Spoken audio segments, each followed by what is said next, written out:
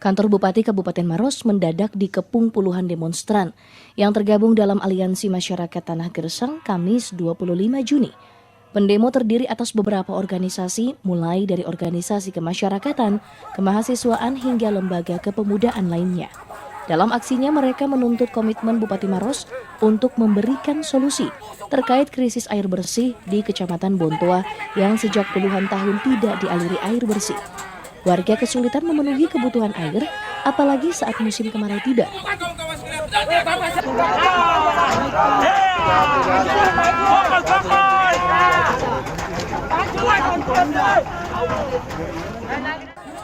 Dalam pernyataan sikapnya, demonstran menuntut pemerintah daerah untuk menganggarkan pembangunan booster dan penampungan air, lalu menganggarkan secepatnya rekayasa pipa dari Bendungan Batu Basi ke instalasi pengelolaan air IPA Turikale, serta penunjang pipa di Bontoa. Aksi ini sempat diwarnai ketegangan saat demonstran nekat memanjat pagar gerbang kantor Bupati untuk menemui Bupati Maros HM Hatta Rahman.